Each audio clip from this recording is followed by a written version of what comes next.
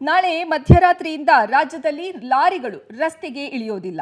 Lorry ಅಸೋಸಿಯೇಷನ್ನಿಂದ ಅನಿರ್ದಿಷ್ಟಾವಧಿ lorry ಬಂದ್ಗೆ ಕರೆಯನ್ನ ಕೊಡಲಾಗಿದ್ದು, ಈ ಮುಷ್ಕರದ ಎಫೆಕ್ಟ್ ಕೇವಲ ಲಾರಿ ಸಂಘಟನೆಗಳಿಗೆ ಮಾತ್ರ ಸೀಮಿತ ಆಗ್ತಾ ಇದೆಯಾ, ಜನಸಾಮಾನ್ಯರಿಗೂ ಇದರ ಎಫೆಕ್ಟ್ ತಟ್ಟುತ್ತಾ ಅನ್ನೋದರ ಕಂಪ್ಲೀಟ್ ಡೀಟೇಲ್ ರಿಪೋರ್ಟ್ ಇಲ್ಲಿದೆ.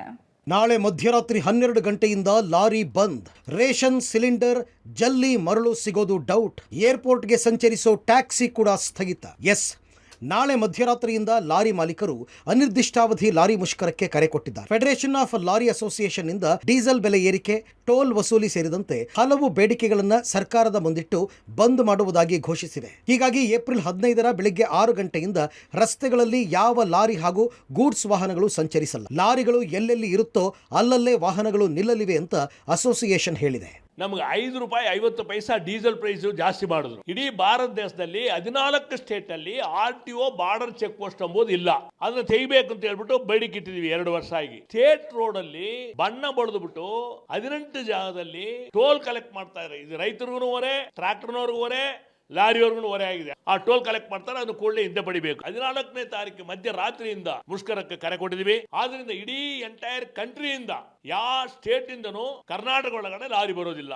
ನಾಳೆ ರಾಜ್ಯದಲ್ಲಿ ಸುಮಾರು 6 ಲಕ್ಷ ಗೂಡ್ಸ್ ವಾಹನಗಳು, ಲಾರಿಗಳು ಸ್ಟಾಪ್ ಆಗಲಿವೆ. ಸರಕು ಸಾಗಣೆ ವಾಹನಗಳಂತೂ ರಸ್ತೆಗಿಳಿಯುವ ಮಾತೇ ಇಲ್ಲ. ಅಕ್ಕಿ, ತರಕಾರಿ, ಹಣ್ಣು ಸೇರಿದಂತೆ ಕಮರ್ಷಿಯಲ್ ವಸ್ತುಗಳ ಸಾಗಣೆಯೂ ಡೌಟ್. ಮರಳು, ಜಲ್ಲಿ ಸಾಗಾಟಕ್ಕೂ ಬ್ರೇಕ್ ಬೀಳಲಿದೆ. ಮಿನಿ ಗೂಡ್ಸ್ ವಾಹನಗಳು ಸಂಚರಿಸಲ್ಲ. ಪೆಟ್ರೋಲಿಯಂ ಸಂಘಟನೆಗಳು ಬಂದ್ಗೆ ಬೆಂಬಲಿಸಿದ್ದು, ಬಂಕ್ಗಳು ಮುಚ್ಚಲು ನಿರ್ಧರಿಸಿವೆಯಂತೆ. ಏರ್ಪೋರ್ಟ್ ಟ್ಯಾಕ್ಸಿಗಳು ಬಂದ್ಗೆ ಸಪೋರ್ಟ್ ಮಾಡ್ತಾ ಇದ್ದು, ಸಂಚಾರ ಮಾಡದಿರಲು ತೀರ್ಮಾನಿಸಿದೆಯಂತೆ.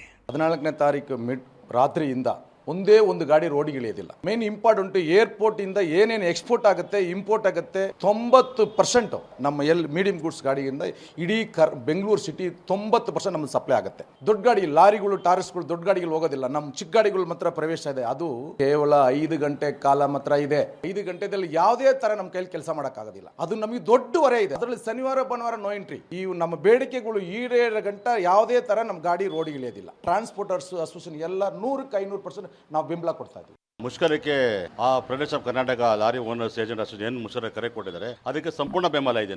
ನಮ್ದು ಕರ್ನಾಟಕದಲ್ಲಿ 20 ಲಕ್ಷ ಗಾಡಿಗಳಿದೆ. ಚಿಕ್ಕ ಗಾಡಿಯಿಂದ ದೊಡ್ಡ ಗಾಡಿಯಿಂದ 20 ಲಕ್ಷ ಗಾಡಿಗಳಿದೆ. ಎಲ್ಲ ಗಾಡಿಗೂ ನಾವು ಬಂದ್ ಮಾಡ್ತಾ ಇದ್ದೀವಿ. ಡೀಸೆಲ್ ಬೆಲೆ ಏರಿಕೆಯಿಂದ ಮತ್ತು ಬಾರ್ಡರ್ ಚೆಕ್ ಪೋಸ್ಟ್, ಟೋಲ್ ಜಾಸ್ತಿ ಆಗಿದೆ.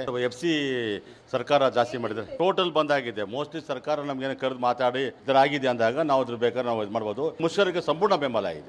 ಇನ್ನು ಲಾರಿ ಸಂಘಟನೆಗಳ ಪ್ರಮುಖ ಬೇಡಿಕೆಗಳು ಏನು ಅಂತ ನೋಡೋದಾದ್ರೆ, ಲಾರಿ ಮಾಲೀಕರ ಬೇಡಿಕೆ ಏನು?